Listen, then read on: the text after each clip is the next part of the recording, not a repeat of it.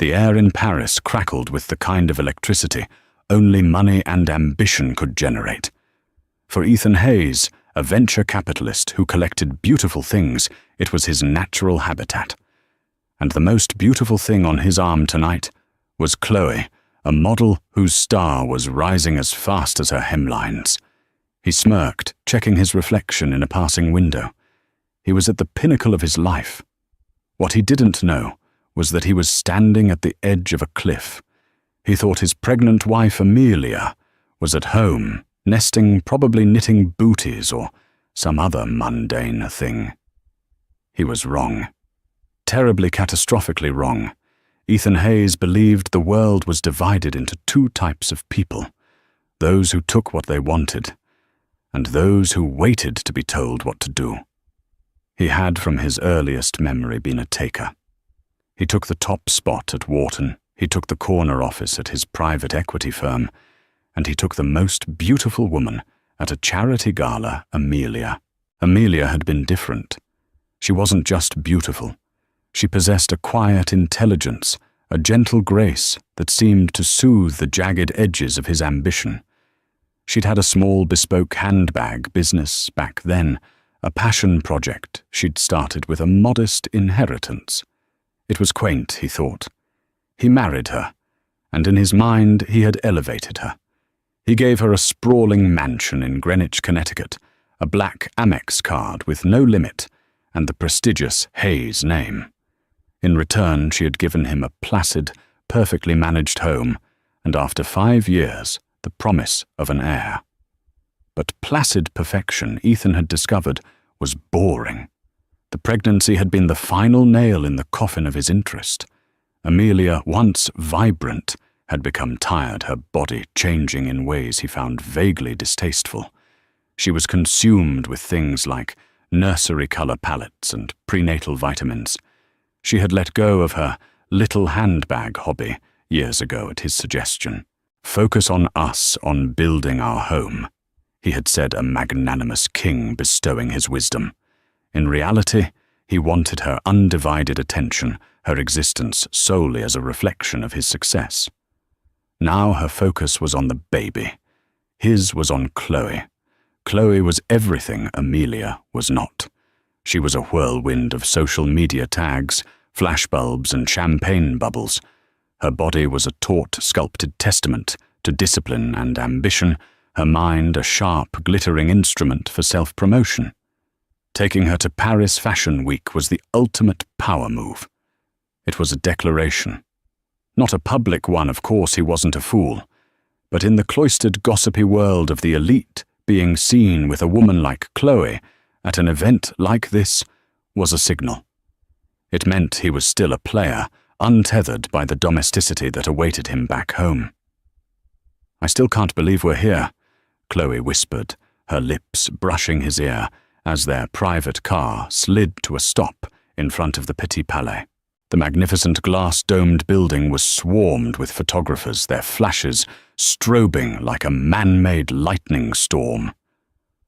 "Front row for the Ethel show. I had to pull so many strings." Ethan squeezed her hand, a dismissive smile playing on his lips. "Darling, you don't pull strings when you're with me. I make the symphony play." He had never heard of Ethel. Some upstart brand, probably. Chloe had insisted it was the most exclusive talked-about ticket of the week. An anonymous designer, a meteoric rise, and a collection rumored to be revolutionary. To Ethan, it was just another backdrop against which to display his own importance. His phone buzzed. It was Amelia. He let the call go to voicemail. He'd sent her a massive bouquet of peonies that morning, with a note about a last-minute unavoidable business summit in Zurich. A classic, easily verifiable lie. He imagined her now 7 months pregnant, her feet probably swollen, arranging the flowers in a vase, a soft, unsuspecting smile on her face. A pang of something, not guilt, but a fleeting, annoying inconvenience pricked at him. He pushed it down. She had her world, he had his. "Ready for the show?"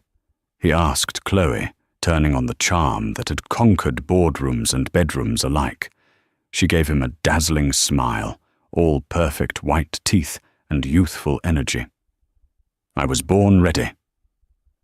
As they stepped out of the car, the cacophony of flashes and shouted names washed over them. Ethan put a proprietary hand on the small of Chloe's back, guiding her through the throng. He felt the familiar thrill of envy and admiration in the eyes of the crowd. They were the golden couple of the moment, a portrait of power and beauty. Inside the venue was breathtaking, a single impossibly long runway cut through the center of the grand hall, flanked by rows of acrylic chairs. The air was thick with the scent of expensive perfume and the low hum of anticipation. They found their seats, their names elegantly printed on small cards. Front row center. To his left was a famed movie star, to his right, the formidable editor of Vogue Global, Geneviève Dubois, a woman whose icy stare could freeze stock markets. Ethan gave her a polite nod, which she returned with a barely perceptible dip of her chin. This was the pinnacle. This was where he belonged. "See," he murmured to Chloe, leaning in close. The symphony. Chloe's eyes were scanning the room wide with a mixture of awe and calculation. "Everyone is here.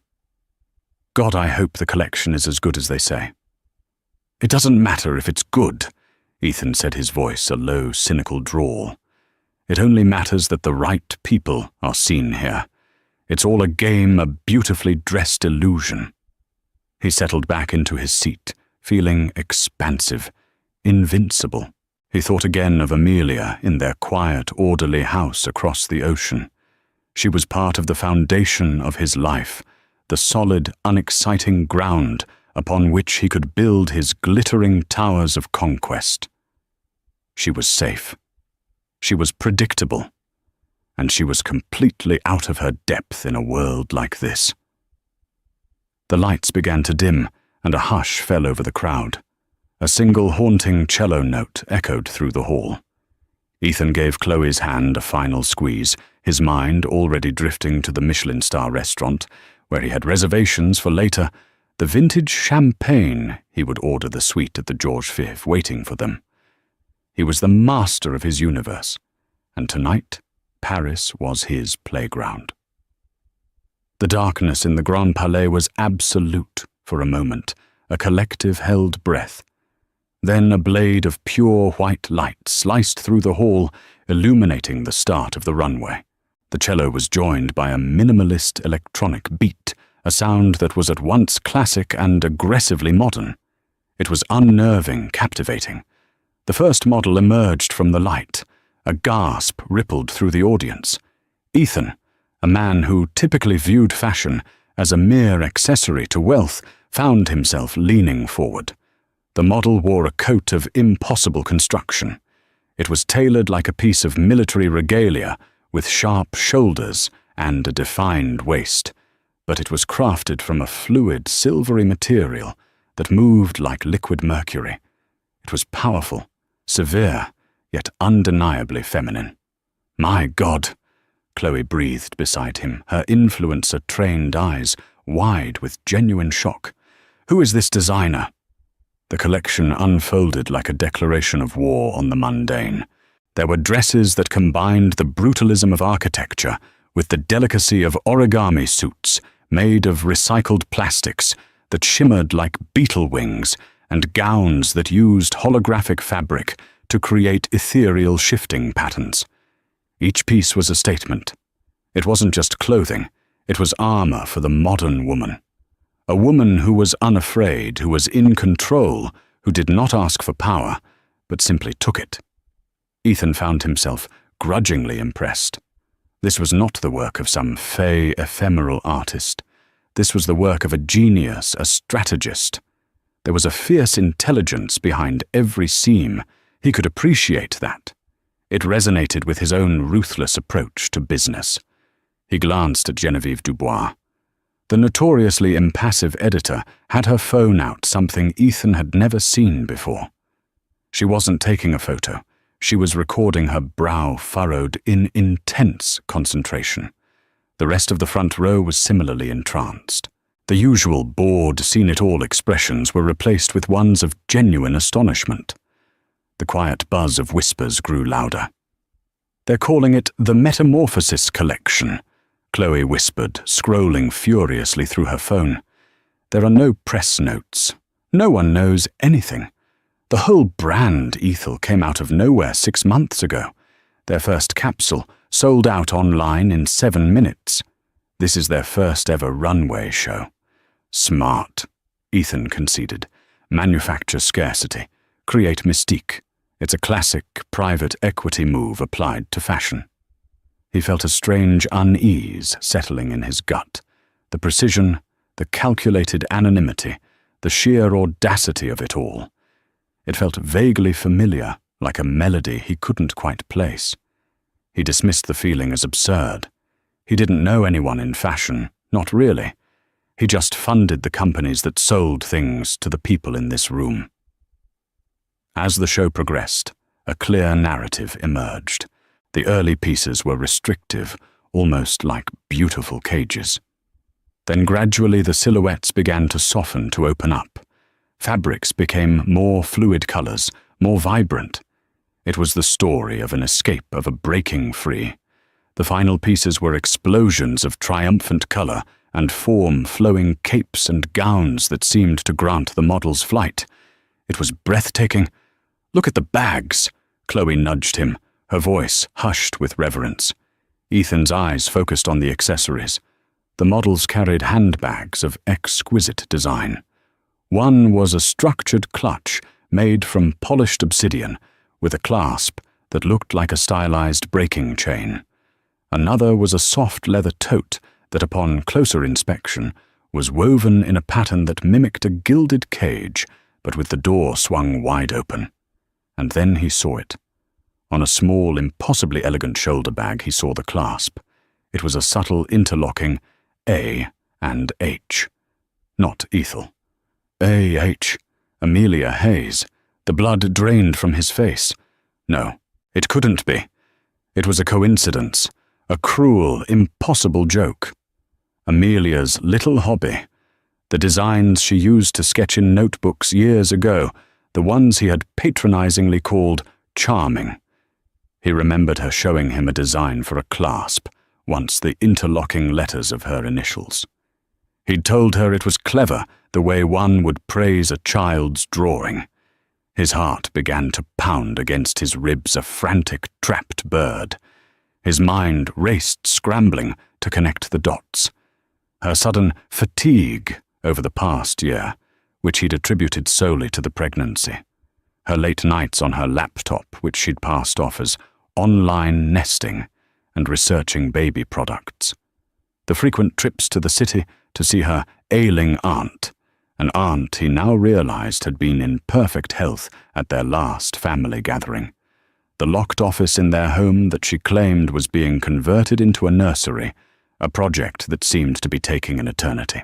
The large, unexplained wire transfers from her trust fund he'd noticed on their joint financial statement, which he had arrogantly assumed were for extravagant baby gear. It was all there. A perfectly executed campaign of deception carried out right under his nose. He had been so wrapped up in his own self-importance, so dismissive of her capabilities, that he hadn't seen a thing. He had mistaken her quiet focus for placid submission. He had mistaken a lioness building her empire for a house cat sleeping in the sun. "Ethan, are you okay?" Chloe's voice sounded distant, tinny. "You look like you've seen a ghost." He couldn't answer. He was staring at the runway, at the parade of powerful, defiant designs, and all he could see was his wife. The wife he thought he knew. The wife he had so profoundly, so foolishly underestimated. The final model wearing a stunning gown of white and gold that made her look like a modern-day Joan of Arc completed her walk. The music swelled to a crescendo and then cut to silence. The lights came up slightly. The audience was on its feet, a roaring wave of applause filling the vast hall. It was a triumph, a career-making, industry-shaking debut. Then the tradition began the call for the designer to appear. The applause intensified, the cheers growing louder. Ethel, Ethel, Ethel. A figure emerged from the bright light at the head of the runway. The silhouette was unmistakable. Even from this distance, he knew the gentle slope of the shoulders, the elegant posture. But something was different. The figure was cloaked in an aura of confidence he had never seen before. The figure walked slowly, deliberately to the center of the runway, stepping into the full, unforgiving glare of the spotlight. It was Amelia. His Amelia. 7 months pregnant, her baby bump proudly showcased in a simple, exquisitely cut black gown. Her hair, which she usually wore in a soft bun, was styled in sleek, glamorous waves. Her face, free of the weary pallor he had grown accustomed to, was radiant, flushed with victory. She looked directly out at the sea of faces, her expression calm, composed, and utterly terrifyingly powerful. The roar of the crowd was deafening, but Ethan heard nothing. The world had gone silent. The air sucked from his lungs. He felt Chloe's hand on his arm, her nails digging into his skin. "Ethan!" She hissed, her voice a cocktail of confusion and dawning horror. That's your wife." Ethan could only stare, his perfectly constructed world crumbling into dust around him. In front of him stood his quiet, domestic wife, the woman he had cheated on and dismissed. And she wasn't just at Paris Fashion Week. She was the queen of it. An announcer's voice, crisp and British, boomed through the speakers, cutting through the applause. "Ladies and gentlemen, a round of applause for the founder, CEO, and creative director of Ethel, Amelia Hayes." The name hit the room like a physical blow. Amelia Hayes. For most, it was the answer to the week's biggest mystery. For Ethan, it was a death sentence. He watched, paralyzed, as his wife, his meek, predictable Amelia, stood bathed in the adulation of the most powerful people in fashion. She didn't look for him in the crowd. She didn't have to. It was a checkmate so complete she didn't even need to see the look on the fallen king's face. She raised a hand, not in a wave, but in a gesture of gratitude and command. A brief, regal dip of her head. And then, with a small, almost imperceptible smile, she turned and walked back into the light, leaving a stunned and electrified audience in her wake. The spell was broken. Chaos erupted. People surged from their seats, voices clashing in a cacophony of French, English, and Italian. Phones were held aloft, not just taking pictures, but reporting or breaking the news. The mystery designer is Amelia Hayes. Hayes' wife of VC magnate Ethan Hayes is the force behind Ethel. Ethan felt 1,000 pairs of eyes on him. He could feel the whispers slithering through the crowd, the sideways glances, the smirks. He was no longer Ethan Hayes, the titan of industry. He was a footnote in his wife's story, the cuckolded husband, the fool who brought his mistress to his wife's coronation. Chloe's grip on his arm was vice-like. "Ethan, what the hell is going on? You told me she was a housewife. You said she was redecorating a nursery." Her voice was sharp, accusatory. The shock had worn off, replaced by the cold, hard calculus of a woman whose carefully planned evening had just imploded. Her association with him, which hours ago had been a valuable asset, was now a liability, a scandal.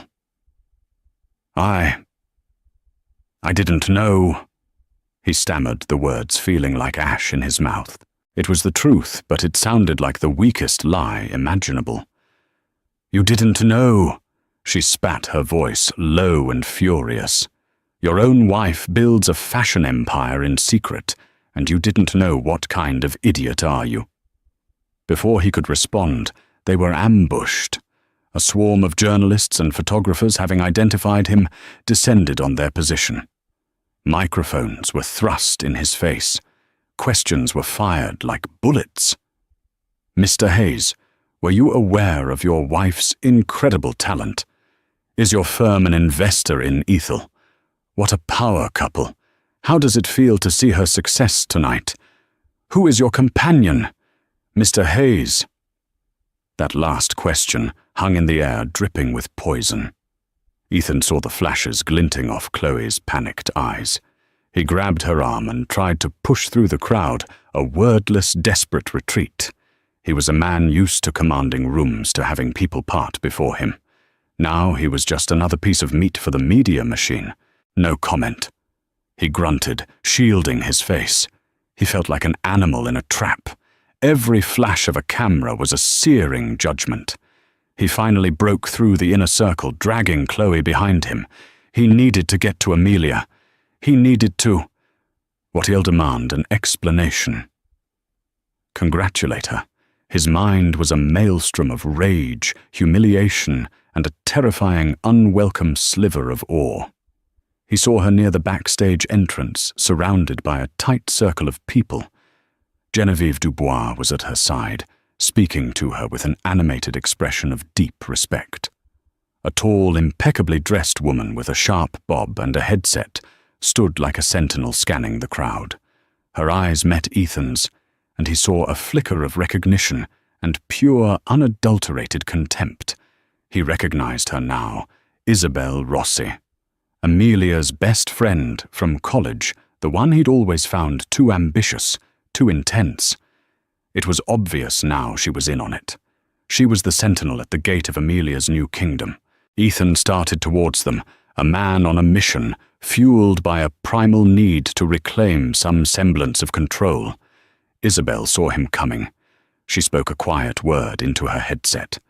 Before he could get within 10 feet, 2 broad-shouldered men in simple black suits stepped in front of him. They didn't touch him. They didn't have to. They were human walls. "Excuse me," Ethan said, his voice tight with fury. "That's my wife. I need to speak with my wife." The taller of the 2 men looked at him with an expression of profound boredom. "Mrs. Hayes is not available right now, sir. We've been asked to ensure her privacy." "Mrs. Hayes, I am Mr. Hayes. I'm her husband." He seethed the words, feeling hollow, even as he said them. Isabel approached her heels, clicking decisively on the marble floor. She stopped a safe distance away, her arms crossed. Her expression was glacial. "Ethan," she said, her voice devoid of any warmth. "This is a private event. You weren't on the guest list. Not on the list. I'm sitting in the front row." "You were on Chloe's allocation," Isabel replied, her eyes flicking dismissively to the model cowering behind him. "Amelia gave a few seats to key influencers. She believes in supporting young talent. Now, as you can see, she is extremely busy. If you have a family matter to discuss, I suggest you wait until she returns to the hotel. Her security will escort you out." Her security. Her hotel. The words were a calculated series of slaps to his face. He had been demoted, reclassified from husband to a family matter to be dealt with later. He was being dismissed by his wife's best friend, at his wife's triumphant moment. The humiliation was a physical thing, a hot, creeping flush that started at his collar and consumed his entire body. He looked past Isabel's shoulder and saw Amelia glance in their direction. For a fleeting second, their eyes met across the chaotic room. There was no anger in her gaze, no triumph. There was nothing at all. It was the cool, dispassionate look one might give a stranger or a poorly managed investment that was about to be liquidated. That single look broke him more than anything else. It told him this wasn't a spontaneous act of revenge. This was a long-planned, meticulously executed business decision, and he was on the wrong side of the ledger. "Let's go," Chloe whispered, tugging at his sleeve, her face pale. "We need to get out of here. Now." Defeated, Ethan turned. The 2 security guards parted to let them pass, then closed ranks again. Every step he took away from Amelia and towards the exit felt like a mile. The whispers and stares followed them, a wake of scandal and speculation. They stumbled out into the cool Paris night. The air that had felt electric with promise hours ago now felt cold and suffocating. The photographers were still there like vultures sensing a kill. The sight of Ethan and Chloe emerging, faces grim, sent them into another frenzy. "Ethan over here. Was that a shock, Mr. Hayes? Are you and your wife separated?" They dove into their waiting car, the driver looking straight ahead, a statue of professional discretion. The door slammed shut, muffling the shouts and the blinding flashes. Silence descended inside the plush leather interior of the Mercedes. It was a heavy, suffocating silence. Chloe was huddled against the far door, as far from him as she could get. Ethan just stared out the window, the glittering lights of Paris blurring into meaningless streaks of color. He had walked into the Petit Palais a king. He was leaving as a court jester, the punchline to a joke he hadn't even known was being told. And the worst part, the part that twisted like a knife in his gut, was that the person who had just dethroned him was the one person in the world he thought he owned. The ride back to the George Fife was the longest 10 minutes of Ethan's life. The charged silence in the car was a living entity, thick with Chloe's resentment and his own spiraling shock. The city of love had become a coliseum, and he had been the main event in a public blood sport. When the car pulled up to the hotel's opulent entrance, Chloe didn't wait for the doorman. She threw her door open and practically ran inside, her borrowed couture gown trailing behind her like a battle standard of a defeated army. Ethan followed slowly, his feet feeling like lead. The hotel lobby, usually a place that reinforced his sense of status, now felt like a stage. He could feel the eyes of the concierge, the bellhops, the other guests. He was sure they all knew. The news would have spread through these circles like wildfire. He didn't follow Chloe. He knew that conversation would be a bitter post-mortem of her career ambitions and his spectacular failure to protect them. He headed straight for the elevator, his thumb jabbing the button for the penthouse suite, their suite, the one he had booked with unnecessary force. He needed to see Amelia. He needed to confront her. The shock was finally receding, replaced by a volcanic, self-righteous rage. How dare she? How dare she humiliate him like this, to build an entire company behind his back, to orchestrate this public spectacle? It was a betrayal of the highest order. It was a violation of the terms of their marriage, the unspoken contract, where he provided the world, and she gracefully inhabited it. The elevator doors opened onto their private landing. He strode to the suite's grand double doors and slammed his keycard against the reader. The lock clicked open. He pushed the doors open with a theatrical burst of energy, ready to unleash the hurricane of his fury. The scene that greeted him stopped him cold. The suite was quiet, serene. The vast living area, with its panoramic views of the Eiffel Tower, was filled with half-packed suitcases. Not his, but Amelia's. On the grand piano, her laptop was open next to a stack of documents. Standing by the window, silhouetted against the sparkling Parisian skyline, was Amelia. She was no longer in the simple black gown from the runway. She had changed into a pair of elegant silk pajamas, the soft fabric draping gently over her pregnant belly. She held a steaming mug in her hands and was looking out at the city, her posture one of utter tranquility. She didn't seem surprised to see him. She seemed like she had been waiting. Amelia. He bit out the single word, choked with a dozen conflicting emotions. She turned slowly, her face calm, almost beatific. "Ethan, I was wondering when you'd get back. Did you enjoy the show?" The casual, almost flippant question was so infuriating. It momentarily stole his breath. Enjoy the show. Enjoy the show. You orchestrated my public humiliation, and you ask me if I enjoyed the show. Your humiliation was a byproduct. Ethan, not the objective, she said, her voice, even and cool. She took a sip from her mug. Chamomile tea, he noted with a detached part of his brain. The objective was to launch my brand. Your presence there with her was just an unfortunate, or perhaps fortunate from a PR perspective, coincidence. Coincidence. You think I believed that for a second? The timing, the location. You knew I was coming to Paris. You knew I was bringing Chloe. I did, she admitted without a trace of shame. She walked over to an armchair and sat down, patting the smooth fabric of the armrest. She was completely at ease, while he was vibrating with a rage so intense he felt he might shatter. The power dynamic was so inverted it made him dizzy. I've known about Chloe for 6 months. Ethan. She continued, her voice softening slightly, but not with pity. It was the softness of a doctor delivering a terminal diagnosis.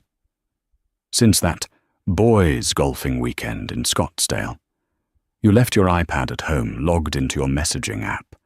It was illuminating. You're not nearly as clever at covering your tracks as you think you are. He stared at her, speechless. 6 months. She had known for 6 months. Every family dinner, every doctor's appointment for the baby, every night they had slept in the same bed she had known. The knowledge recontextualized everything. Her quietness wasn't submission, it was observation.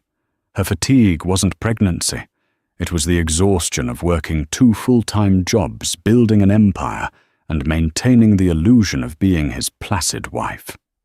So this is what, he finally managed to say, gesturing wildly around the room.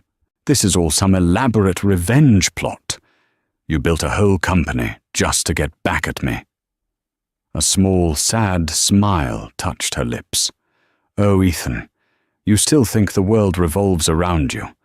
I didn't do this to you. I did this for me. She leaned forward, her eyes finally showing a flicker of the fire he had seen on the runway. Do you know what the name Ethel means? It's Old English. It means noble. My grandmother, who left me the seed money you thought was just a quaint little trust fund, was named Ethel. When she died, she left me her legacy and a note. It said, "Don't let anyone ever make you small, Amelia. Not even the man you love." She stood up and walked over to the piano, picking up one of the documents. You made me small, Ethan. You encouraged me to close my first business. You called my passion a hobby. You loved the idea of me, the quiet, elegant wife who made your life comfortable, but you never once bothered to know the person. While you were out playing Titan of the Universe, I was studying. I took online courses in supply chain management, international financing, brand marketing.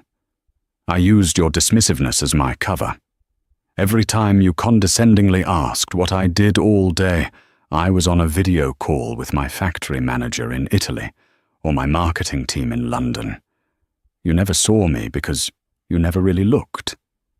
She tossed the document onto a coffee table.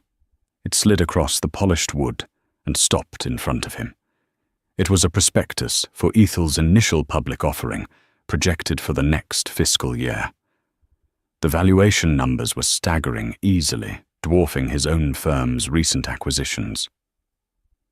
I didn't need your money, she said quietly. I had my own. I didn't need your connections. I built my own. All I needed from you was for you to continue underestimating me. And in that you have never ever disappointed. The rage in him was being systematically dismantled and replaced by a cold, terrifying dread. This woman was a stranger, a brilliant, ruthless stranger who had been living in his house for years. Our baby, he whispered, the last pathetic card he had left to play. What about our child? What about him? She replied, her hand moving to rest protectively on her stomach. He will be born into a world where his mother is a CEO. He will see a woman who builds, who leads, who doesn't wait for a man's permission to be powerful. I think he'll be fine. The question is, Ethan, what about you? She walked past him towards the bedroom. I'll be leaving in the morning. My lawyers have already drawn up the divorce papers. They are comprehensive. Given your very public infidelity with a public figure, I imagine your legal team will advise you to be cooperative, especially concerning the infidelity clauses we both signed in the prenuptial agreement. He finally found his voice a raw, desperate growl. You can't do this. Amelia paused at the bedroom door and looked back at him, and for the first time he saw a flicker of the woman he had married, a flash of sorrow in her eyes. I didn't do this, Ethan. You did. You just didn't realize that the person you were betraying was a much more formidable opponent than you ever could have imagined. She closed the door behind her, the soft click echoing in the silent room like a gavel falling on his entire life. He was left alone, surrounded by the evidence of her secret life and the ruins of his own. The morning after the Ethel show, the world woke up to a new icon. Amelia Hayes was on the cover of every major news outlet, from the Wall Street Journal to Vogue. The story was irresistible.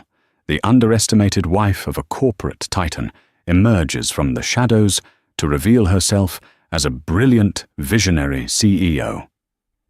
The narrative was one of empowerment, of secret genius, of female triumph. Ethan Hayes was cast as the villain in this global fairy tale. He was the fool, the cheating husband, the symbol of arrogant male ignorance. Pictures of him and Chloe fleeing the venue were splashed everywhere, their panicked, guilty faces a stark contrast to Amelia's radiant, victorious smile on the runway. For Ethan, the fallout was immediate and catastrophic. He woke up on the couch of the penthouse suite, a deep-seated dread having replaced his anger. Amelia was already gone. A single crisp envelope lay on the coffee table. Inside were the divorce papers as promised, and a brief typed note from her lawyer. His own phone had been buzzing incessantly since dawn. The first call he took was from Marcus Thorne, the senior partner at his firm. Marcus was a man who valued two things above all else: profit and reputation. "Ethan, what the hell have you done?" Marcus's voice was like ice shards down the line. There was no preamble, no pleasantry. "Marcus, it's a personal matter. It's being blown out of proportion," Ethan began, his voice hoarse. "Personal, Ethan. We just lost the Sovereign Wealth Fund pitch. They pulled out this morning, citing concerns about instability in senior leadership. Their fund manager is a woman, Ethan, a big proponent of female-led ventures. Your picture is all over her social media feed, and not in a good way. You've become a meme for toxic masculinity." Ethan felt a cold pit form in his stomach. "It's a business deal, Marcus. It's not about my personal life." "Don't be a damn fool," Marcus roared. "Everything is about perception. You didn't just cheat on your wife. You cheated on a woman who overnight has become a global symbol of female empowerment. You didn't just bring a mistress to a fashion show. You brought a C-list model to the debut of a brand that is now being hailed as the next Hermes, a brand founded and run by the wife you were humiliating. You look like an idiot, Ethan, and our clients don't invest with idiots." The calls kept coming. A tech CEO whose company he was courting for a major investment backed out, saying their company cultures were no longer aligned. A board he sat on called an emergency meeting to discuss his ongoing public relations crisis. Gossip columnists but also serious financial reporters were digging into his life, his past deals, his reputation. The carefully crafted image of Ethan Hayes, the infallible Midas touch investor, was shattering in real time. Meanwhile, Chloe had vanished. She'd left the hotel before he even woke up, leaving behind only a few borrowed gowns and the faint scent of betrayal. Her agent released a statement, claiming she was an unwitting pawn in a complex marital dispute and had no prior knowledge of Mrs. Hayes's professional life. She was cutting her losses, distancing herself from the sinking ship that was his reputation.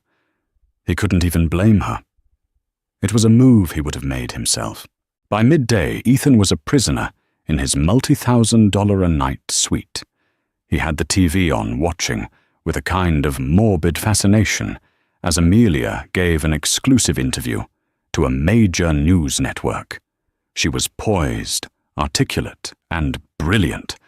She spoke about her vision for Ethel, about sustainable luxury, about empowering women not just through her designs, but through her company's structure, which prioritized female leadership and equal pay.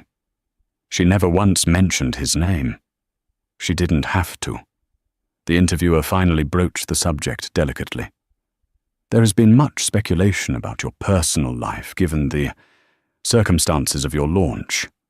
What do you say to people who might see this as a story of revenge? Amelia smiled a calm, knowing expression. I believe that living your life authentically and to its fullest potential is the best way to move forward from any situation. Ethel is not about the past. It's about the future. It's about building something strong, beautiful, and enduring. My energy is focused on my company and on the new life I'm about to bring into the world. Everything else is just noise. It was a masterclass in public relations. She was taking the high road, positioning herself as a forward-looking visionary, while he was left stewing in the sordid details of the noise he had created. He had handed her a global stage, and she was using it to launch herself into the stratosphere while he plummeted back to earth. His lawyer's call was the final blow. Ethan, I've reviewed the documents Amelia's counsel sent over. His lawyer, a man named Peterson, said, his voice grim. It's ironclad. The prenup has a strictly enforced infidelity clause. With the photographic evidence from last night, you have zero leverage. She gets the house in Greenwich, the apartment in the city, and a significant portion of your liquid assets as stipulated. Furthermore, she's not asking for a cent from you for child support. Ethan scoffed. Of course not. She has her little company now. Ethan, you need to understand. Peterson said, his voice dropping. It's not a little company. I did some digging. She's been building this for 3 years. She used her inheritance to acquire 2 struggling old-world European leather goods workshops. She modernized their production, retained the master artisans, and built a state-of-the-art logistics network. She has private funding from some of the most respected female investors in Europe. This isn't a startup, Ethan. It's a fully fledged, vertically integrated luxury goods conglomerate. Her personal net worth on paper may already exceed yours. The words hit him harder than any insult. It wasn't just that she had outsmarted him emotionally. She had outmaneuvered him in his own arena. Business, finance, strategy. He had seen her as a domestic asset, and she had been operating as a covert, multinational CEO. There's more. Peterson continued, a note of caution in his voice. She has also filed a motion to legally restore her maiden name, both for herself and for the child. He will not be a Hayes. That was the one blow that landed a direct hit on his soul, his legacy, his heir, the son who was supposed to carry his name, to inherit his world. That world was now ashes, and his son would not even bear his name. He had been so focused on his own ego, his own conquests, that he had lost the one thing he had always taken for granted, his future. He hung up the phone. The silence of the suite was absolute. He looked out the window at the Eiffel Tower, once a symbol of his romantic conquest of Paris, now a monument to his own stupidity. The dominoes of his life were not just falling. They had been swept off the table by a hand he never even saw moving. A week after her Paris debut, Amelia was back in New York. She had moved out of the Greenwich mansion and into a sun-drenched penthouse overlooking Central Park, the headquarters of Ethel's North American operations, occupying the 3 floors below. Her life was a whirlwind of board meetings, design reviews, and preparations for the baby's arrival. The story of her launch had given her brand a narrative that marketing dollars couldn't buy. Ethel wasn't just selling handbags and clothes. It was selling a story of empowerment, and women all over the world were buying it.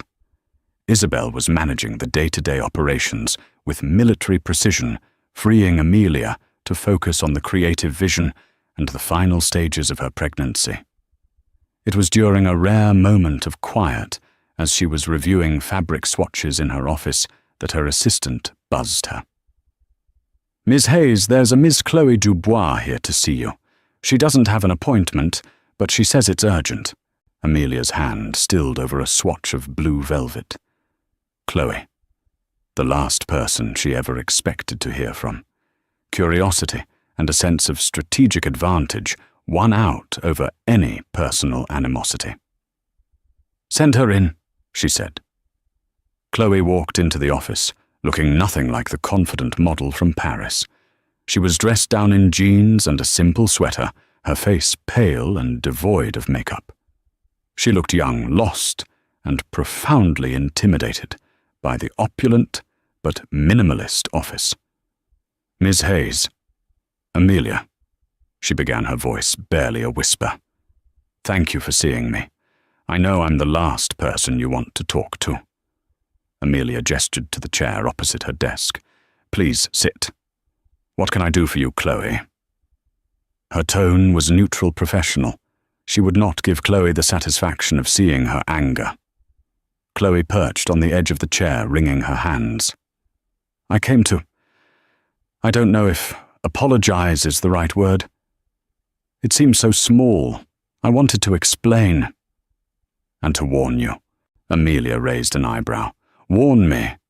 Ethan Chloe said the name, tasting like poison. "My agency dropped me. The brands won't touch me. The story made me look like a home wrecker, but worse, it made me look stupid. And in my business, stupid is worse than cruel. I was with Ethan because I thought he was a kingmaker. I thought he could open doors for me." "And you were willing to overlook his marriage to get those doors opened," Amelia stated, not as a question, but as a fact. Chloe flinched but nodded. "Yes, I'm not proud of it. I was ambitious, and I let him sell me a story. He told me your marriage was one of convenience.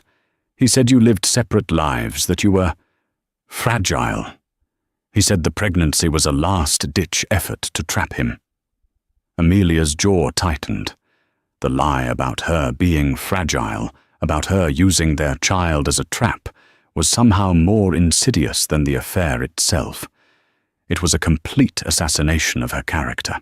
"But that's not why I'm here," Chloe continued, leaning forward, her eyes earnest. "After Paris, he called me. He was raving. Not just about you, but about everything. He's lost his footing, he's spiraling. He kept saying he wouldn't be brought down, that he still had leverage. He mentioned a deal, something about a company called Argentis Textiles." Amelia's blood ran cold. Argentis Textiles was a small, innovative Italian fabric mill that Ethel was in the final stages of acquiring. They were developing a new, sustainable type of silk that was crucial to her next collection. The deal was confidential, protected by strict NDAs. If a competitor found out, they could swoop in and outbid her, sabotaging her entire production line. "How does he know that name?" Amelia asked, her voice sharp. "He said he'd been tracking your unusual financial activity for a while. Chloe explained her words, tumbling out in a rush. He didn't know what it was for. He just thought you were spending frivolously. He hired a private investigator, not just to watch you, but to dig into your finances. He found the wire transfers and letters of intent to Argentis. He was going to use it as leverage in the divorce to prove you were financially irresponsible. Now, he's planning to leak the acquisition details to your biggest competitor, the Viscari Group. He said, if I'm going down, I'm taking her whole damn company with me. Amelia sat back, a cold fury washing over her. This was no longer just about infidelity or humiliation. This was corporate sabotage.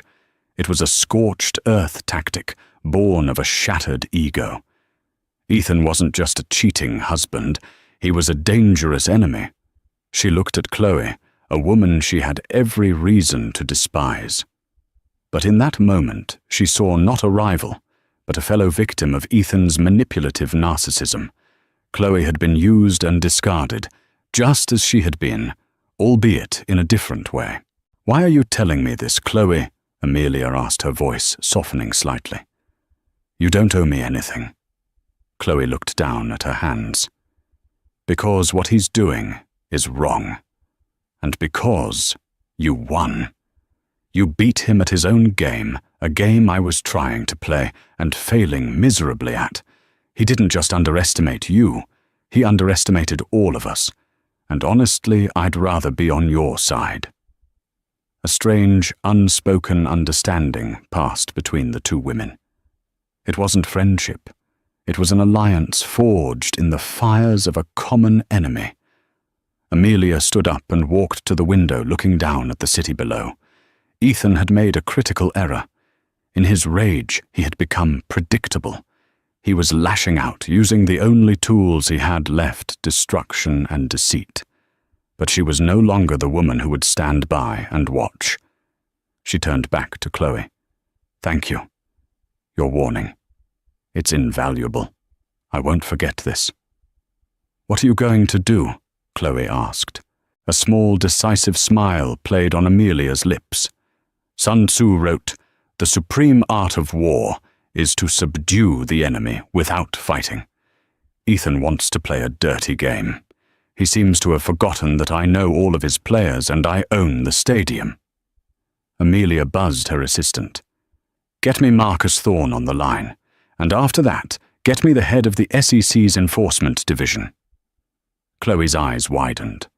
Amelia gave her a calm, reassuring nod. "Don't worry, Chloe. Ethan is about to learn a very public, very permanent lesson about the consequences of underestimating a woman with nothing left to lose and everything to build." The call to Marcus Thorne was short and brutal. Amelia didn't make threats. She laid out facts. "Marcus," she began, her voice as crisp as a new banknote. "Ethan Hayes, your partner, is in possession of confidential material, non-public information regarding my company's pending acquisition of Argentis Textiles. He obtained this information through illicit means and has expressed his intent to use it to manipulate the market by leaking it to my competitors. This constitutes corporate espionage and attempted market manipulation.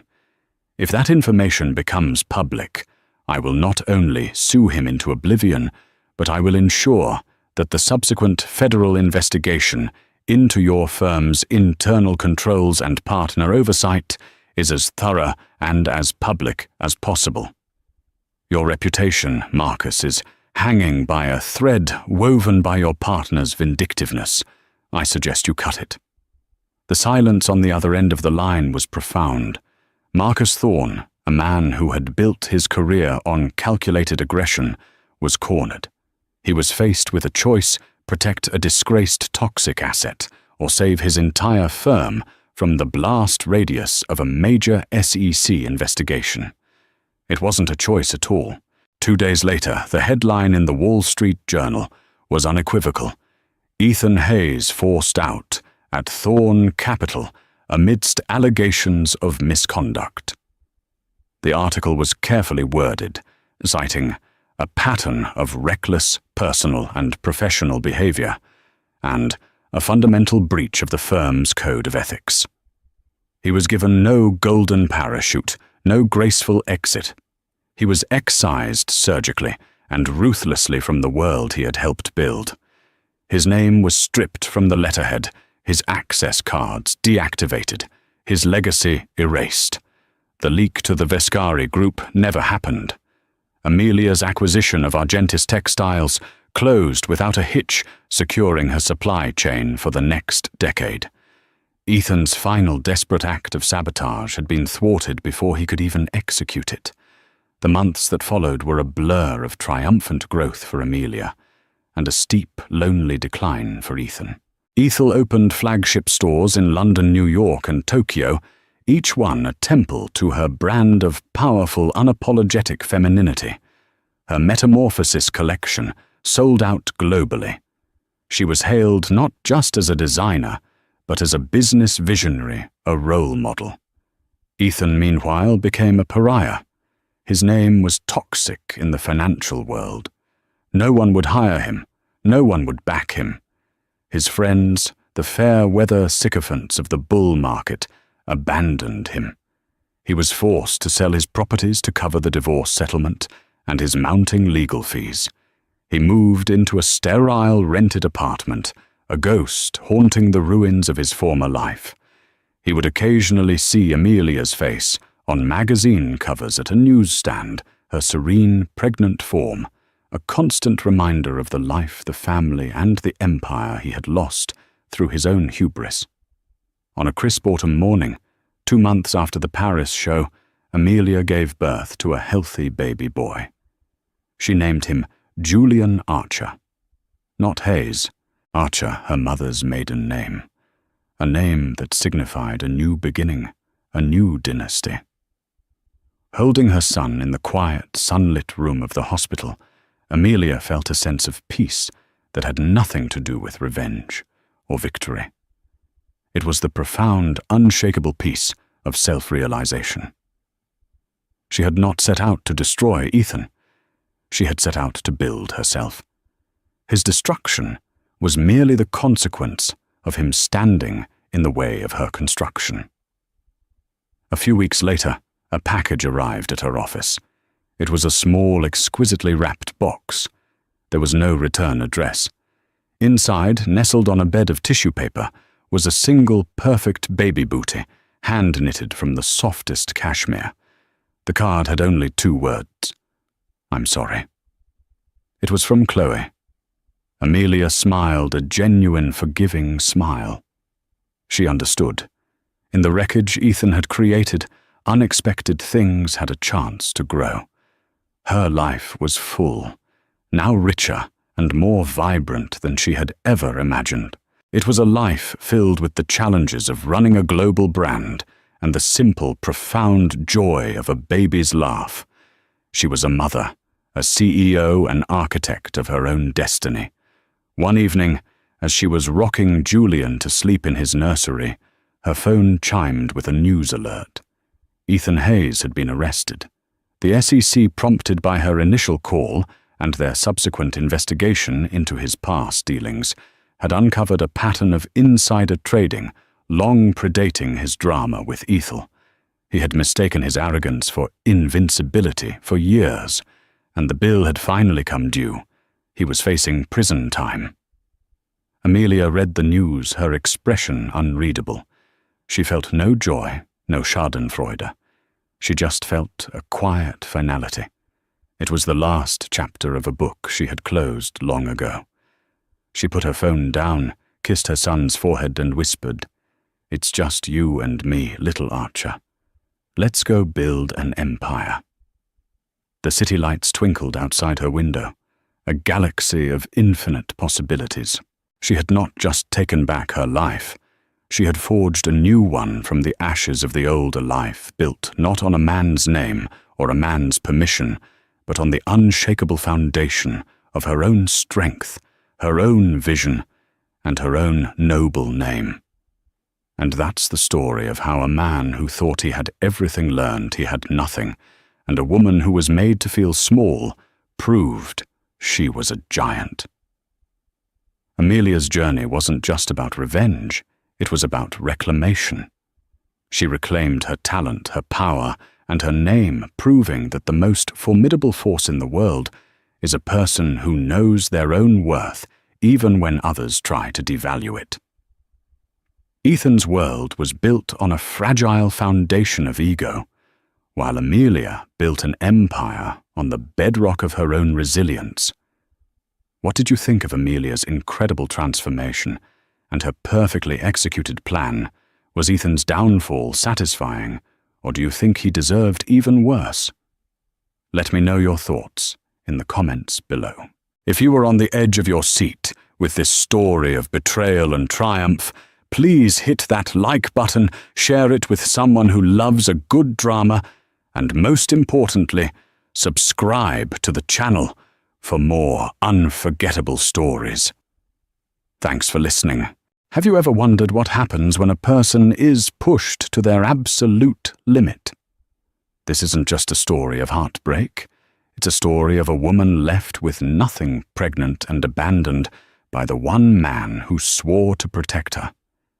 He chose luxury over loyalty, a life of glamour over the family he was about to have.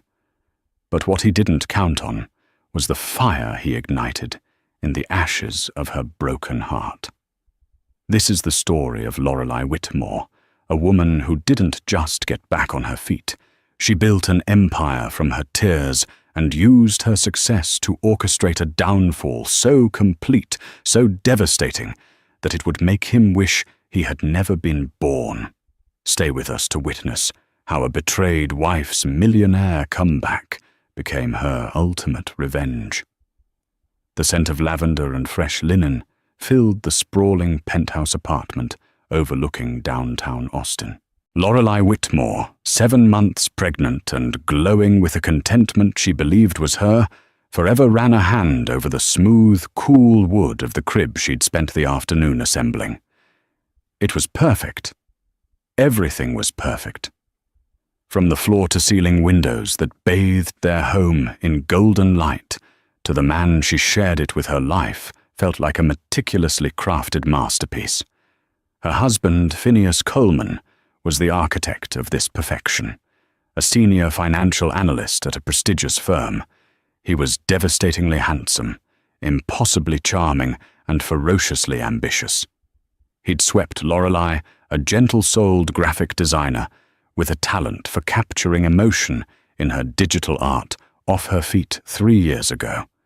He had been her rock, her champion, the one who encouraged her to leave her small agency job to freelance from home, promising to provide for them so she could focus on her passion and soon their child. "It's all for you, my love," he'd whisper at night, his hand resting on her swelling belly. "For you and for our little girl. I'm building a fortress for our family." But lately, the walls of the fortress had begun to feel less like a sanctuary and more like a cage. The late nights at the office became more frequent, blamed on a volatile market or a demanding new client. The scent that lingered on his suit jackets wasn't just his familiar cologne anymore. Sometimes it was a sharp floral perfume she didn't recognize. His phone, once left carelessly on the kitchen counter, was now perpetually face down or in his pocket, buzzing with notifications he'd dismiss with a flick of his thumb and a tight smile. "Just work, honey. You know how Bianca is. She's a slave driver," he'd say, naming his new, incredibly wealthy client, Bianca Shaw. Lorelei tried to ignore the cold knot of dread that formed in her stomach. She was pregnant, hormonal, and prone to overthinking, she told herself. Phineas was under immense pressure. He was working this hard for them, for their daughter, whom they had decided to name Lily. So she'd force a smile, rub his tense shoulders when he finally came home, and pretend not to notice the way his eyes would sometimes glaze over, as if he were looking right through her to a future she wasn't a part of. The breaking point began with a credit card statement. Lorelei was organizing their finances, a task she usually handled when a charge caught her eye. Le Grandeur Hotel, Champagne Bar. It was for $850, dated the previous Tuesday, a night Phineas had claimed to be stuck in a marathon meeting, eating cold pizza at his desk. She remembered that night vividly. He'd come home smelling of exhaustion and that strange, sharp perfume. Her heart hammered against her ribs. It could be a business expense, she reasoned, a client meeting. But why at a champagne bar, and why lie about it? She decided to surprise him at the office the next day, bringing a container of the beef stew he loved. It was a flimsy excuse, a desperate attempt to reassure herself that the foundation of her world wasn't cracking beneath her feet. She walked into the gleaming lobby of Coleman & Vance Financial, her baby bump a proud proclamation of their shared future. The receptionist gave her a polite, plastic smile. "Mr. Coleman is in a very important meeting right now, Mrs. Coleman. He left strict instructions not to be disturbed." "Oh, of course," Lorelei said, her own smile feeling fragile. "I'll just leave this for him. Could you tell me which conference room I can just pop my head in for a second?" The receptionist's eyes flickered with something pity. "He's not in a conference room. He's off-site with Ms. Shaw." The cold dread from the night before returned icy and sharp. "Off-site. Do you know where?" she asked, her voice barely a whisper. The receptionist hesitated, then seemed to make a decision. She typed something into her computer, her expression carefully neutral. "His calendar says a site visit. The new waterfront development project." Lorelei thanked her, her mind racing as she walked out. The waterfront development. That was miles away, a dusty construction site. It made no sense. But there was another place near the waterfront, a new ultra-exclusive boutique hotel that had been featured in magazines, the Azure. Known for its discreet service and opulent suites. Driven by a force she didn't recognize, a terrible magnetic certainty, Lorelei got in her car and drove. Her hands trembled on the steering wheel, her breath coming in shallow gasps. She was being paranoid. She was going to get there and find nothing, and she would go home and apologize to Phineas for her ridiculous insecurity. She pulled up to the Azure, her modest sedan looking utterly out of place among the Teslas and Porsches. She walked into the lobby, her heart a painful drum in her ears. And then she saw him. He wasn't in a meeting. He was standing by the elevator bank, his back to her. His arm was wrapped around the waist of a tall, impossibly chic woman with platinum blonde hair and a dress that cost more than Lorelei's monthly freelance income. It was Bianca Shaw. Lorelei recognized her from a society gala photo Phineas had shown her. As Lorelei watched frozen in place, Phineas leaned down and kissed Bianca, a deep, passionate kiss that was nothing like the chaste pecks he gave Lorelei anymore. Then Bianca laughed, a sound like shattering glass, and rested her head on his shoulder as the elevator doors opened. Phineas's hand slid from her waist down to her hip, a gesture of casual, profound intimacy. The world tilted on its axis. The perfect life, the fortress, the future, it all dissolved into a cruel, shimmering mirage. The container of beef stew slipped from her numb fingers, splattering across the polished marble floor. The sound was small, insignificant, but to Lorelei, it was the sound of her entire world breaking apart. The drive home was a blur of traffic lights and tear-streaked asphalt. Lorelei moved like an automaton, her body numb, her mind, a screaming vortex of the image she could not unsee. Phineas's hand on Bianca's hip, the possessive intimacy of his kiss, the shared laughter that had excluded her so completely. She packed a small suitcase, her movements jerky and robotic. Clothes, her laptop, the worn sketchpad that had been her constant companion since childhood. She paused by the nursery, her hand hovering over the perfect crib. A sob, raw and agonizing, ripped from her throat. Lily. Her daughter would be born into this wreckage. When Phineas walked through the door hours later, humming a cheerful tune, the sight of her standing in the foyer with a suitcase stopped him cold. The fabricated smile fell from his face, replaced by a flicker of panic, which was quickly masked by annoyance. "Lorelei, what is this? A little dramatic, don't you think?" he asked, loosening his tie. "I went to your office, Phineas," she said, her voice hollow. "Then I went to the Azure." The color drained from his face. The charming facade crumbled, revealing the cold, hard man beneath. There was no apology, no remorse. There was only calculation in his eyes. He sighed, running a hand through his perfectly styled hair, as if she were a minor inconvenience he now had to deal with. "Look, I was going to tell you," he said, his tone shockingly casual. "After the baby was born, I didn't want to stress you out." The condescension in his voice was a slap in the face. "Stress me out?" She repeated, her voice rising with disbelief. "You're having an affair, and you were worried about stressing me out. You lied to me, Phineas. For how long?" He shrugged, setting his briefcase down with a thud. It's not that simple, Lorelei. Bianca and I, we connect on a different level. It's about ambition drive. We understand each other." "And what do we have?" she cried, her hand instinctively going to her belly. "What about this? What about our daughter?" This was the moment he could have shown a shred of decency, a flicker of the man she thought she loved. Instead, his expression hardened into something cruel. "To be honest, Lorelei," he said, his voice dropping to a low, chilling register, "this baby was a mistake. Your timing was terrible. I'm on the verge of the biggest deal of my career, something Bianca is making happen for me. I need a partner who can stand with me in a boardroom, not someone who's nesting and picking out paint colors." Each word was a physical blow. A mistake. Her timing was terrible. The fortress he was building wasn't for her and Lily. It was for him and Bianca. Lorelei was just a temporary resident, and her lease was up. "So that's it," she whispered, the fight draining out of her. "You're just throwing us away, your wife and your unborn child."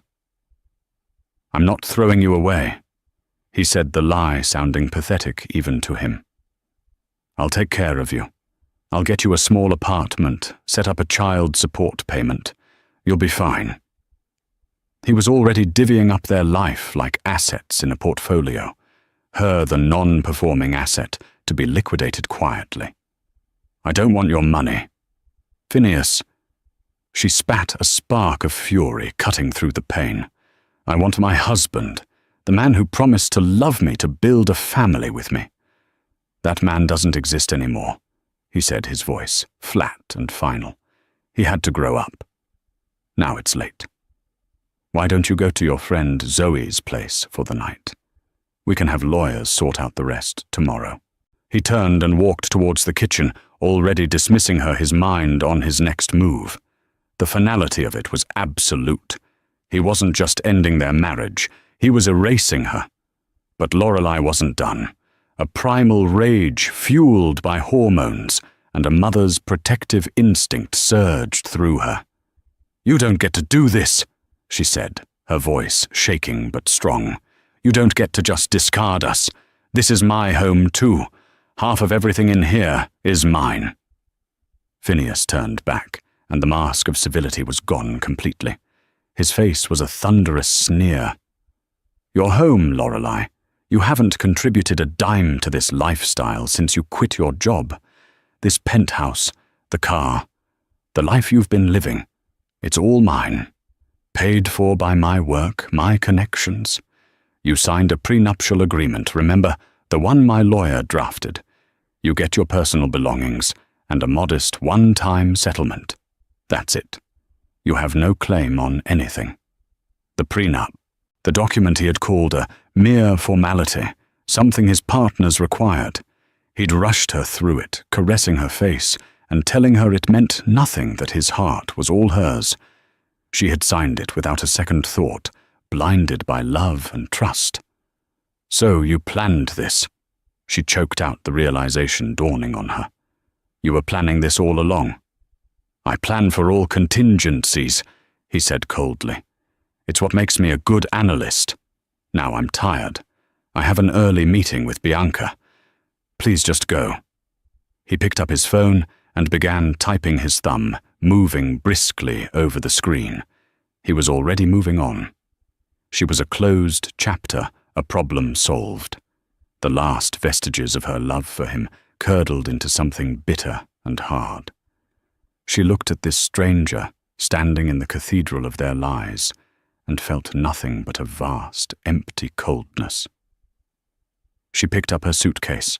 You will regret this, Phineas, she said, her voice low and steady, imbued with a conviction that surprised even her.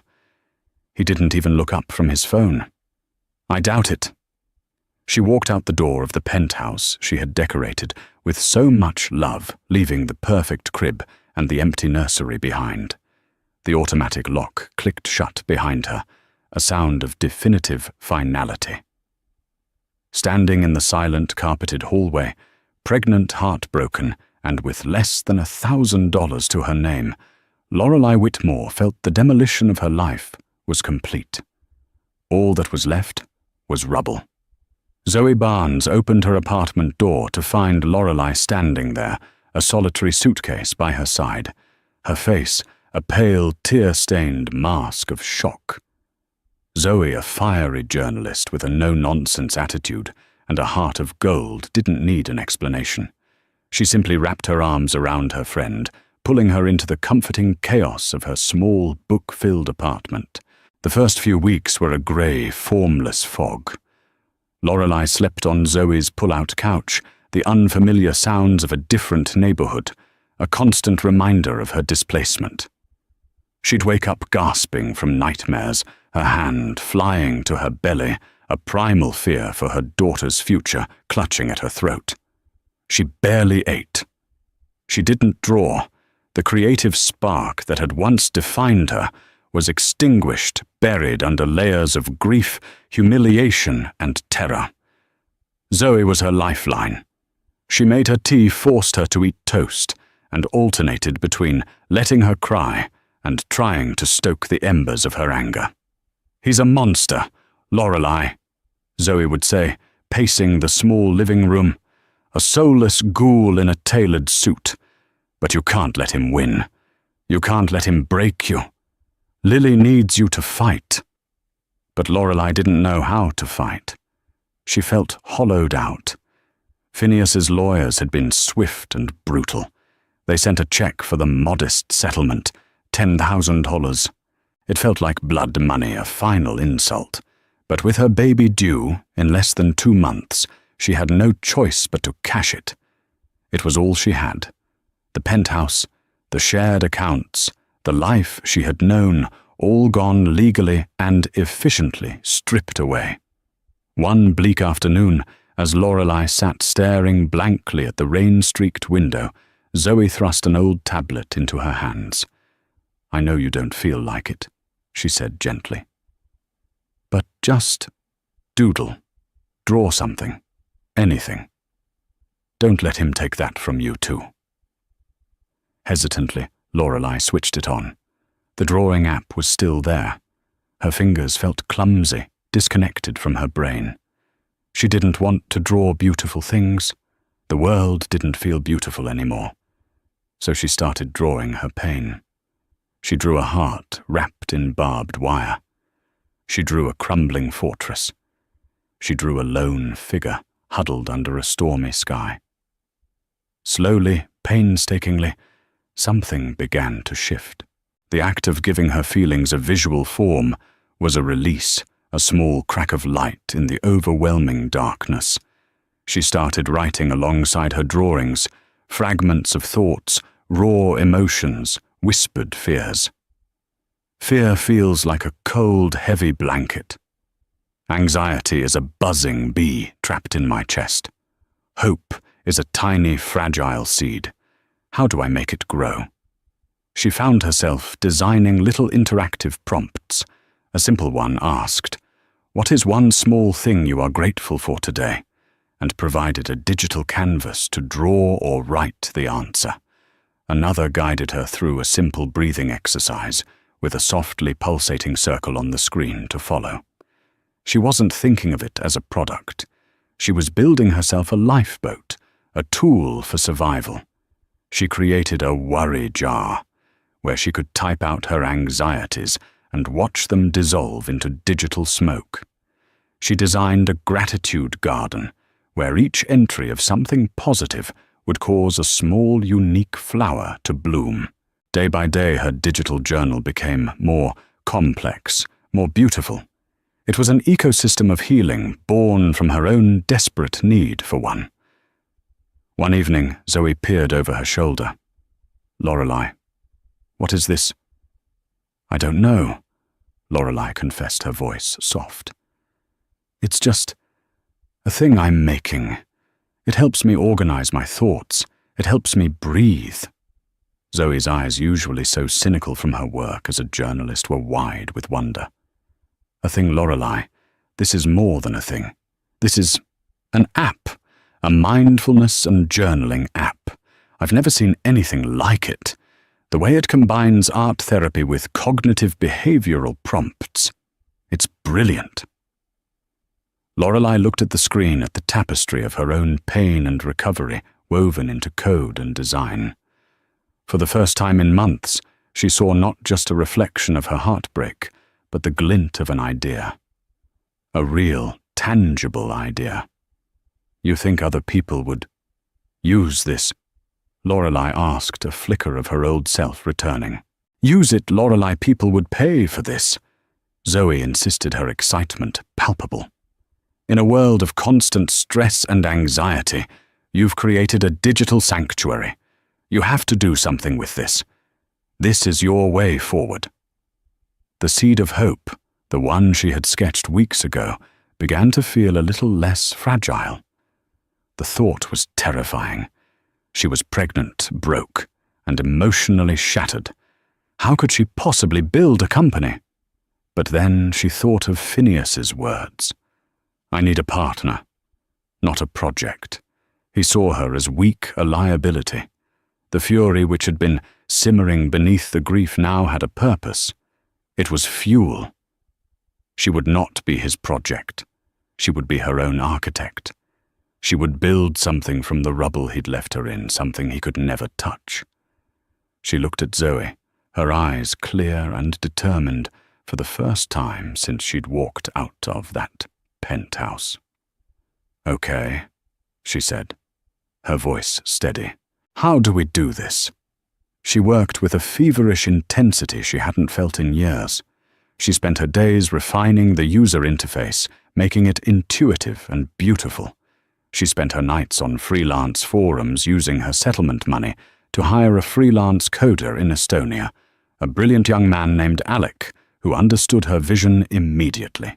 She named the app Aura Bloom, signifying the blossoming of one's inner self. Every design element, every prompt, every feature was infused with the authenticity of her own journey. It wasn't a cold corporate wellness app. It was a companion, a friend built by someone who had been to the bottom and was clawing her way back up. This was her spark, and she was about to fan it into a flame. The final weeks of Lorelei's pregnancy were a blur of beta testing and Braxton Hicks contractions.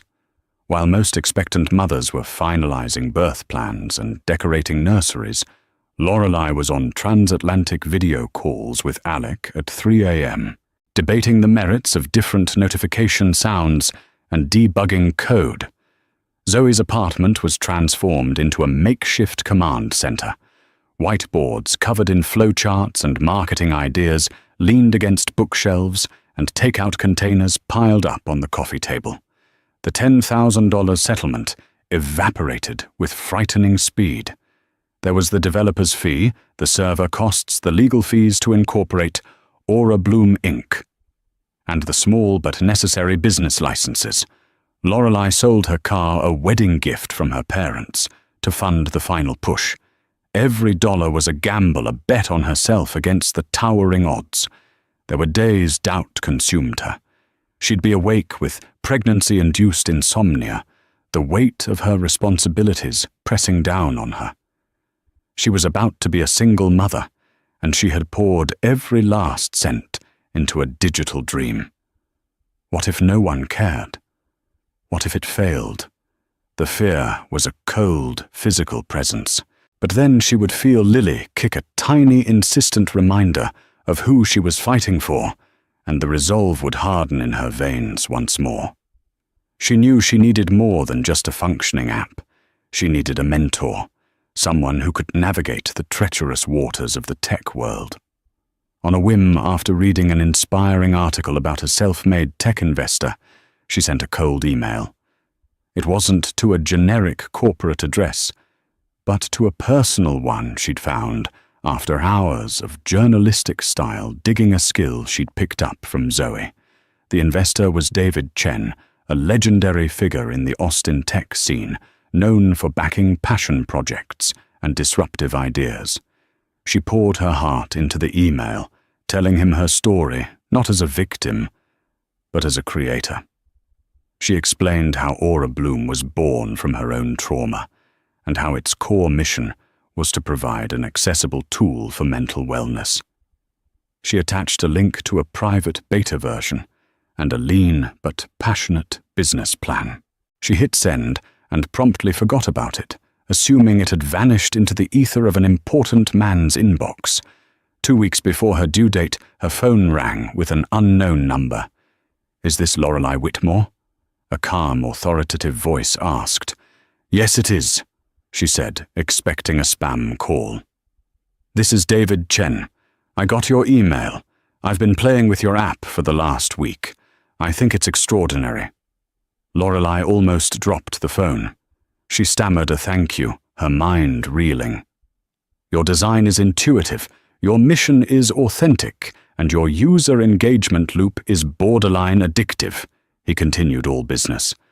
"I see 100 wellness apps a year, Ms. Whitmore. They're all chrome and empty promises. Yours has a soul. I want to meet.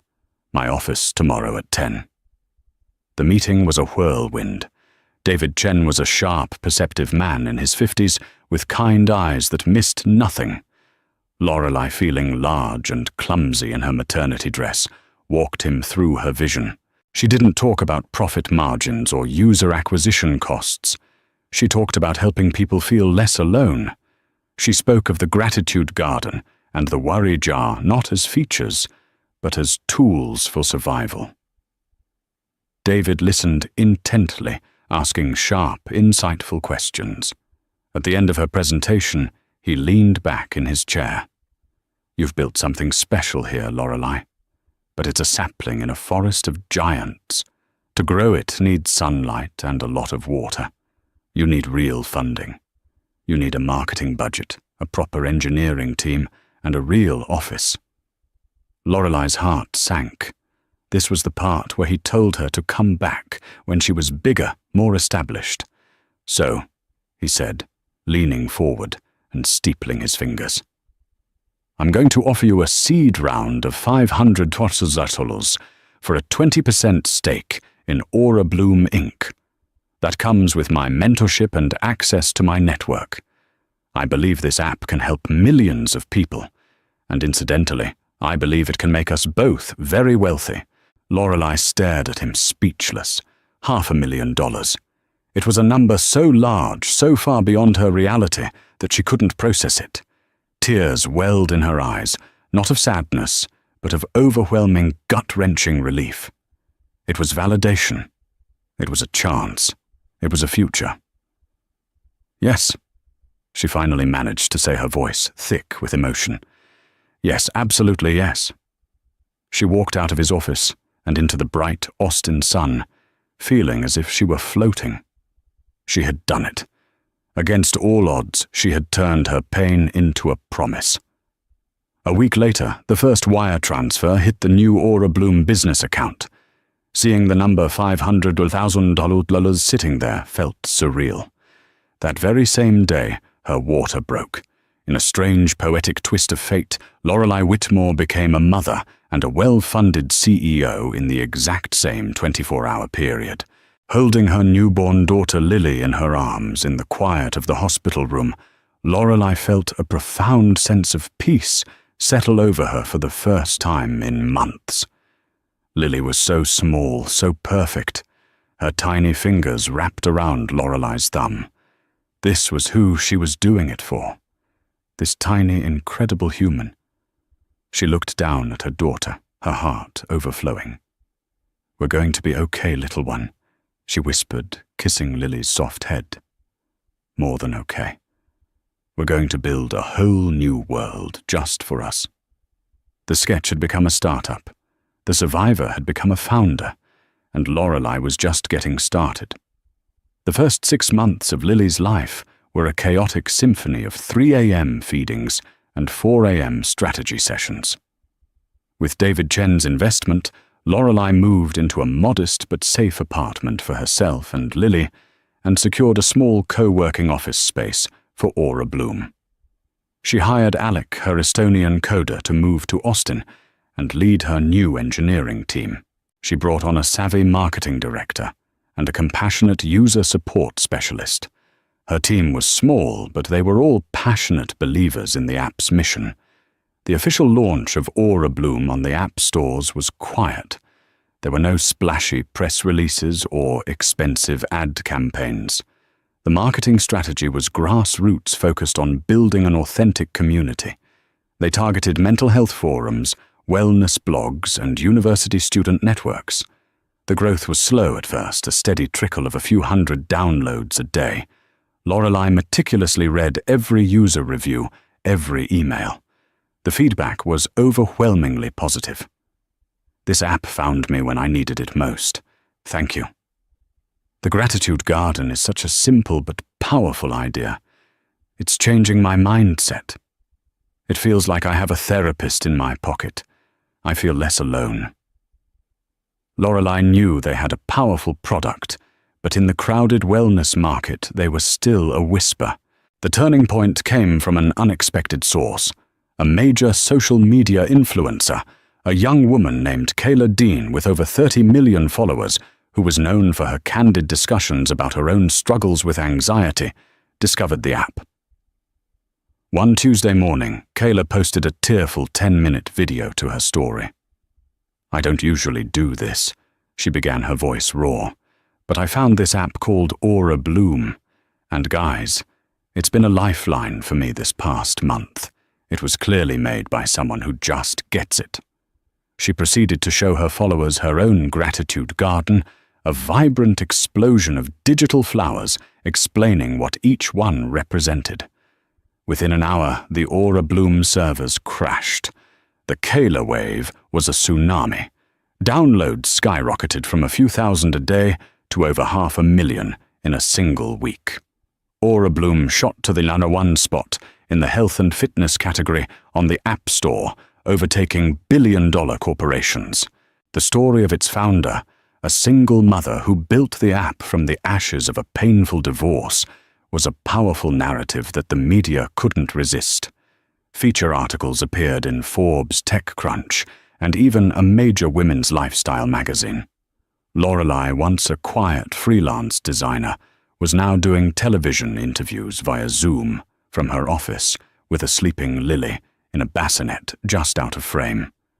She was praised for her vulnerability, her resilience, and her innovative approach to mental wellness. She wasn't just a CEO, she had become an inspiration. With the massive influx of users came a flood of revenue from premium subscriptions. David Chen advised her, wisely helping her scale the company responsibly. They hired more engineers, expanded their server capacity, and began developing new features requested by the community. Aura Bloom was no longer just an app, it was a phenomenon. 18 months after she had walked out of her old life with nothing, Lorelei Whitmore was the CEO of a company valued at over $80 million. She wasn't just financially secure, she was wealthy beyond her wildest dreams. She moved into a beautiful but not ostentatious house in a quiet, family-friendly neighborhood with a big backyard for Lily to play in. She hired a nanny to help her balance her demanding schedule, but she was fiercely protective of her time with her daughter. Every evening from 6 to 8 p.m. was their sacred time. No phones, no emails, just bath time stories and cuddles. Her life was full, purposeful, and joyful. She had a thriving business that was genuinely helping people. She had a wonderful daughter who was the center of her universe. She had a loyal team and a trusted mentor. The pain of Phineas's betrayal had receded, becoming a scar rather than an open wound, a reminder of the strength she never knew she had. She rarely thought of him. In her new world, a world she had built with her own 2 hands, Phineas Coleman simply didn't exist. He was a ghost from a past life, a spectre she had long since left behind. She had no idea that the ghost was watching, seething with a venomous jealousy that was about to come roaring back into her life. While Lorelei was building an empire, Phineas Coleman's gilded world was beginning to rust. His life with Bianca Shaw was not the power couple dream he had envisioned. It was a transactional high-pressure existence. Bianca was beautiful, connected, and brilliant, but she was also demanding, emotionally distant, and relentlessly critical.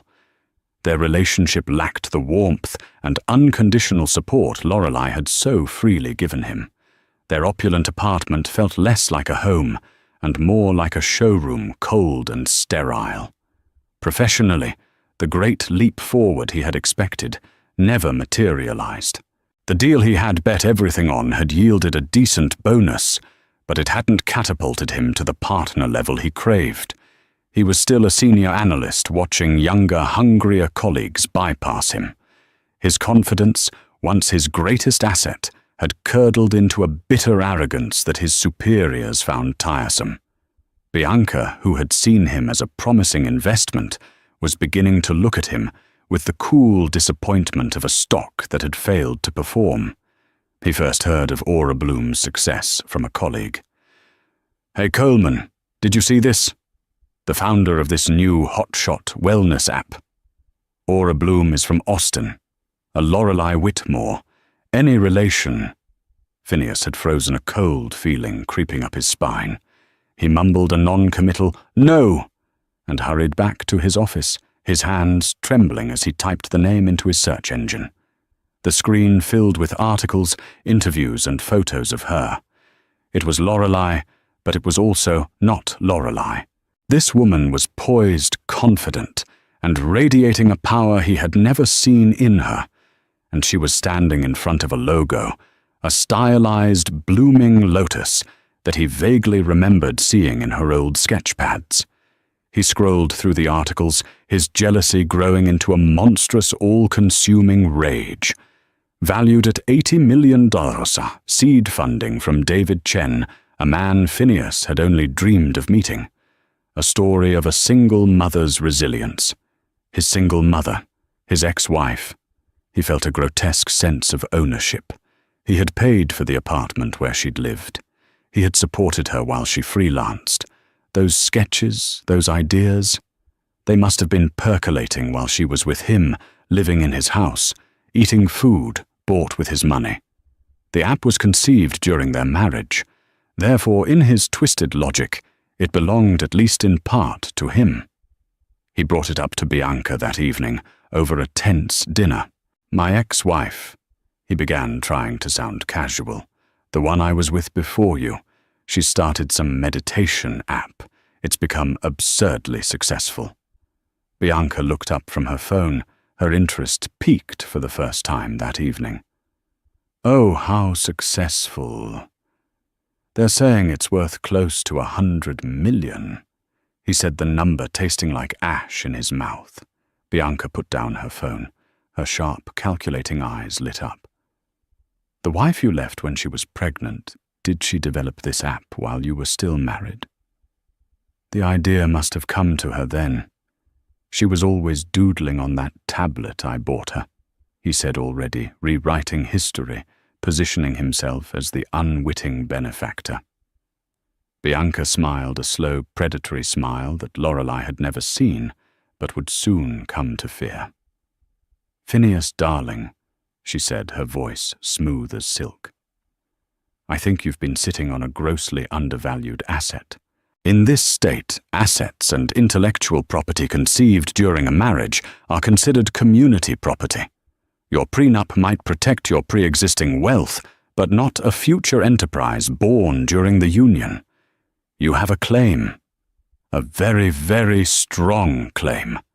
The idea took root in Phineas's poisoned mind and blossomed instantly. It wasn't just about the money. It was about justice. It was about taking back what he felt was rightfully his. He had discarded Lorelei, believing her to be worthless.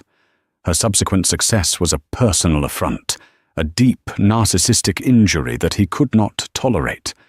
He wanted to reassert his dominance, to prove that even now he had power over her.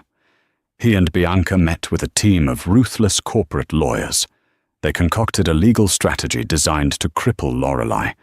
The official claim was for 50% of Aura Bloom Inc., citing the community property law and alleging that the core intellectual property was developed during their marriage. But the unofficial strategy was to bleed her dry, to drag her through a messy public and astronomically expensive legal battle until she was forced to settle for a fraction of what they were demanding, just to make it stop. A week later, a courier arrived at the sleek, modern offices of Aura Bloom. The receptionist, accustomed to delivering fan mail and partnership proposals, brought a large, ominous-looking legal envelope to Lorelei's office. Lorelei was on a conference call, Lily's latest finger painting taped to the wall behind her. She signed for the envelope, slit it open, and began to read. The legal jargon was dense, but the message was brutally clear. Phineas Coleman, her ex-husband, the father of her child who had never once asked to see her, was suing her. He was suing her for half of her company, half of her life's work, half of everything she had built from the broken pieces he had left her. The documents fluttered from her numb fingers onto her desk. The ghost of her past had returned, and he wasn't just there to haunt her. He was there to burn her new world to the ground. The lawsuit was a declaration of war. Phineas's legal team, funded by Bianca's deep pockets, came out swinging, launching a meticulously coordinated assault. They filed a barrage of motions, demanded depositions, and subpoenaed years of Lorelei's personal and financial records, creating a suffocating blizzard of paperwork designed to overwhelm and intimidate. Simultaneously, they began a shadow campaign in the media, leaking carefully selected tidbits to gossip columnists and business blogs. The narrative they spun was a masterpiece of distortion. Phineas Coleman, the hard-working financier, heartlessly cast aside by his ambitious wife, Lorelei Whitmore, who then allegedly built an empire on joint intellectual property conceived during their marriage. They conveniently omitted the infidelity, the abandonment, and the cruelty of his departure. For a terrifying moment, the old fear, cold and familiar, crept back into Lorelei's heart. The public nature of the battle was a deep violation, a smearing of the name she had worked so hard to build.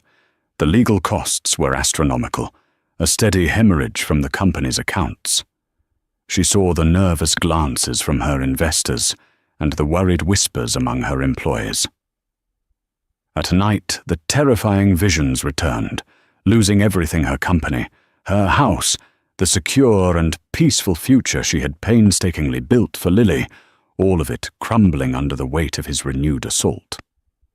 One evening, staring out her office window at the city lights, the exhaustion felt like a physical weight. David Chen found her there, a cup of tea in his hand. "He's trying to break you," David said, his voice gentle but firm. "This isn't about money for him, not really. It's about power. He can't stand that you built this without him. He needs to believe he was the source of your success, because the alternative, that you are brilliant on your own, is something his ego cannot survive." His words cut through her fear and hit the hard bedrock of her anger. He was right. This was Phineas's final desperate attempt to control her, to diminish her, to drag her back into the role of the dependent wife he thought he'd left behind. The exhaustion receded, replaced by a cold, clear-eyed fury. She straightened her shoulders. "He wants a war," she said, her voice low and steady. "He has no idea what I'm capable of surviving. Fine, let's burn him to the ground." The next day, she walked into the offices of Gabriela Rios, a litigator with a legendary reputation for being as brilliant as she was unshakable. Ms. Rios was a woman who radiated a calm, lethal competence. She listened to Lorelei's entire story without interruption, her expression unreadable.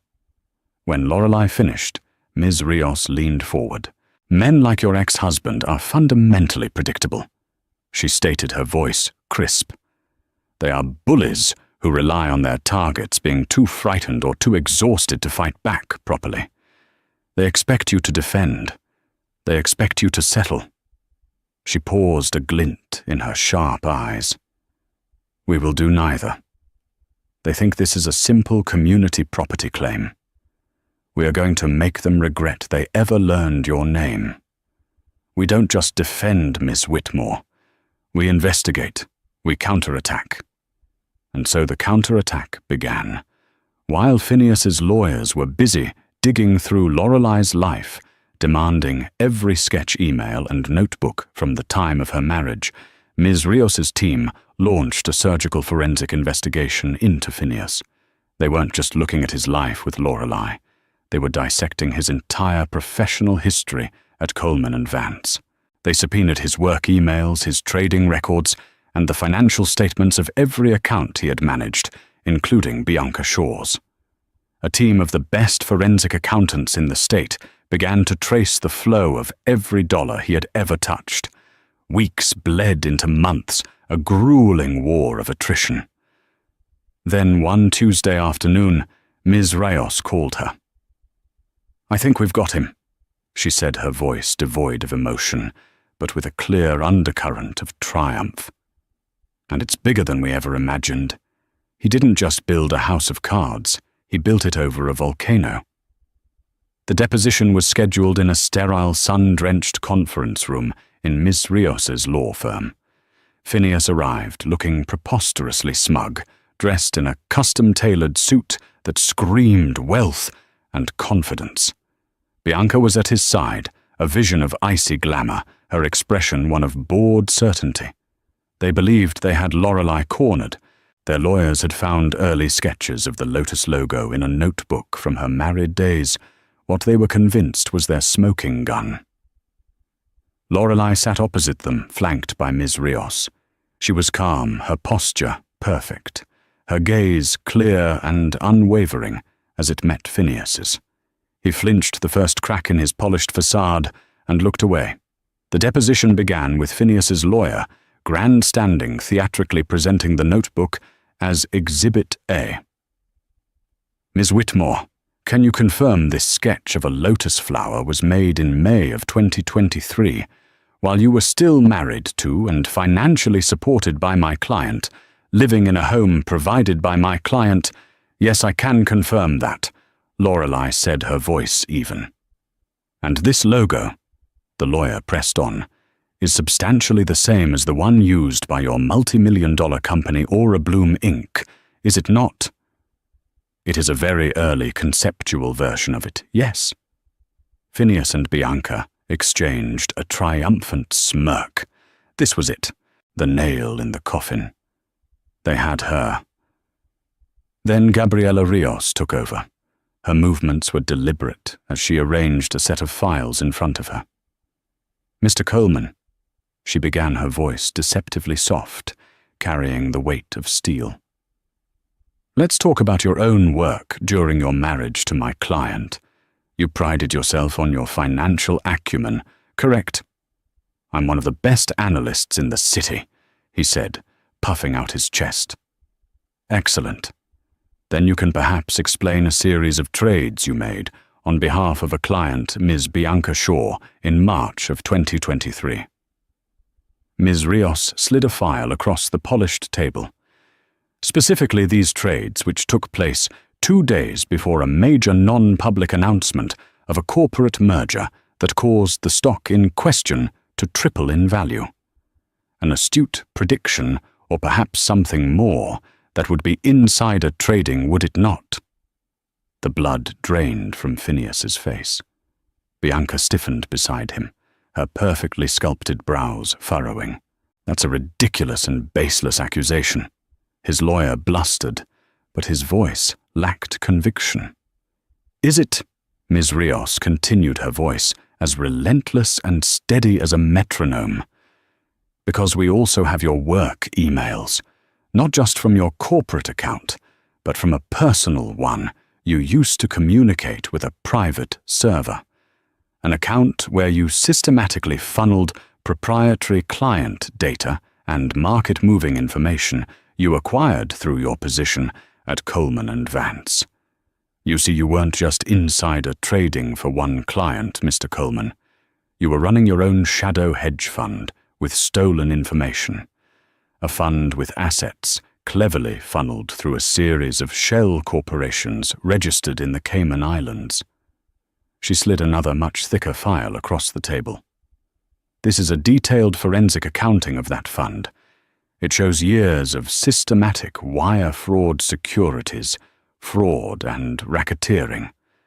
The sums are not insignificant. We're talking about tens of millions of dollars, and every last transaction, every shell company, every illegal trade, it all leads directly back to you. The room was utterly silent, the air thick with menace. Bianca stared at Phineas, her face a mask of pure horror and dawning fury. She wasn't his partner in crime. She was another one of his marks, and he had recklessly used her account to hide his initial illegal trades, exposing her to immense legal and financial jeopardy. He told me it was a proprietary algorithm. Bianca whispered the words catching in her throat as the full scope of his deception became clear. Phineas was visibly sweating now, his expensive suit suddenly looking like a costume.